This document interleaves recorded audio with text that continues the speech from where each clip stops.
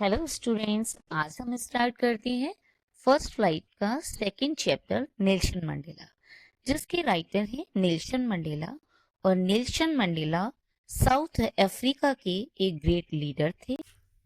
Nelson Mandela ने south Africa में रंग भेद समाप्त करने के लिए बहुत संघर्ष किया और इसी कारण उन्हें 1990 में भारत का सर्वोच्च सम्मान भारत रत्न दिया गया, जो प्रधानमंत्री बीपी सिंह के समय में दिया गया था।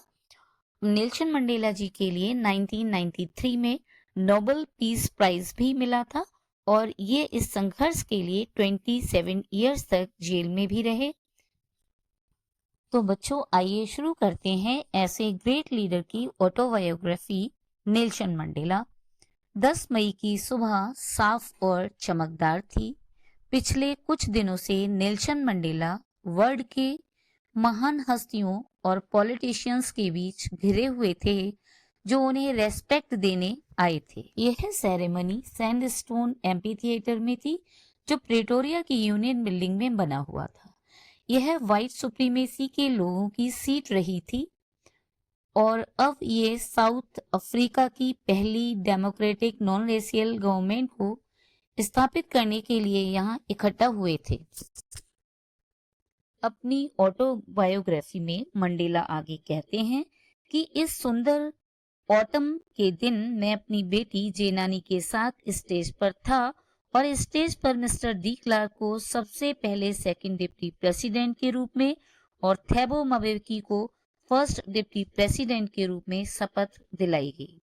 जब मंडेला की बारी आई तो उन्होंने संविधान का पालन करने और उसमें विश्वास कायम रखने की शपथ ली और अपने आप को इस गणतंत्र और इसके लोगों की भलाई में समर्पित करने के लिए शपथ ली। इकट्ठे हुए गेस्ट को देखकर मंडेला ने कहा, साउथ अफ्रीका जो विश्व के अन्य देशों से अलग रहा, लेकिन आज साउथ अफ्रीका को विश्व के सभी देशों का वेलकम करने का एक चांस मिला है। मंडेला कहते हैं कि ह्यूमन डिजास्टर जो इतने लंबे समय के बाद खत्म हुआ, अब एक ऐसी सोसाइटी का जन्म होना चाहिए जिस पर पूरी मानवता को गर्व हो। साउथ अफ्रीकन इंटरनेशनल गेस्ट को थैंक यू कहते हैं, जो उन्हें न्याय, शांति और मानवीय शान को देने के लिए यहाँ प्रेजेंट हुए हैं। कुछ ही समय बाद सभी ने अपनी आंखें ऊपर उठाईं, क्योंकि यूनियन बिल्डिंग के ऊपर साउथ अफ्रीकी जेट, हेलीकॉप्टर और लड़ाकू विमानों का एक शानदार नजारा था। यह मिलिट्री फोर्स का शानदार प्रदर्शन था।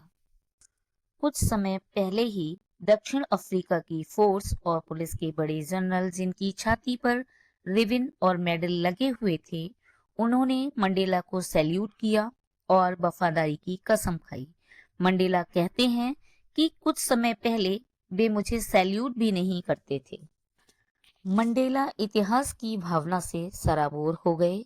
20वीं सदी के पहले ही दशक में व्हाइट सुप्रीमेसी ने साउथ अफ्रीकन से भेदभाव मिटा दिए। हजारों लोगों के बलिदान के सहारे ये दिन आया था। वे लोग जिनका साहस और तकलीफों का एहसास नहीं किया जा सकता और जिनकी कीमत भी नहीं चुकाई जा सकती। मंडेला कहते हैं कि मुझे दुख है कि मैं उनका धन्यवाद भी नहीं कर पाया। अपार्थीड की नीति मीन्स अफ्रीका की रंगभेद की नीति ने अफ्रीका के लोगों को एक गहरा और कभी खत्म न होने वाला घाव दिया।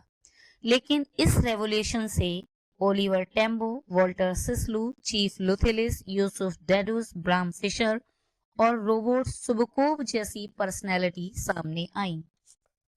नेल्सन मंडेला का मानना था कि एक व्यक्ति दूसरे व्यक्ति से नफरत नहीं करता।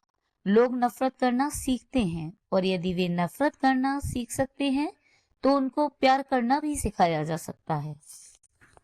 हर व्यक्ति के जीवन में ट्विन ऑब्लिगेशंस होती हैं। फर्स्ट उसके परिवार, उसके माता पिता, उसकी पत्नी और बच्चों की, और सेकंड ऑब्लिगेशन उसके समुदाय और उसकी देश की। मंडेला कहते हैं, मैं आजाद होने की चाह के लिए नहीं जन्मा था, मैं आजाद पैदा हुआ था। हर तरह से आजाद था। माँ की कुटिया के पास दौड़ने के लिए आजाद था, गांव से होकर गुजरने वाली नदी में तैरने के लिए आजाद था। एक नौजवान के रूप में मंडेला ने पाया कि उनकी आजादी उनसे पहले ही छीनी जा चुकी थी। इसलिए उन्होंने तड़पना शुरू कर दिया। और जब मंडेला ने देखा कि केवल मेरी ही आजादी पर प्रतिबंध नहीं था, बल्कि मेरे जैसे दिखने वाले हर एक की आजादी पर प्रतिबंध था, ये वह समय था जब वे अफ्रीकन नेशनल कांग्रेस से जुड़े और उसी समय खुद की आजादी की तड़प उनके लोगों की आजादी की तड़प बन गई। डियर स्टूडेंट्स, मैं उम्मीद करती हूँ कि आपको ये चैप्टर क्लियर हुआ होगा और आप मेरे चैनल को लाइक, शेयर और सब्सक्राइब करना नहीं भूलें। Thank you.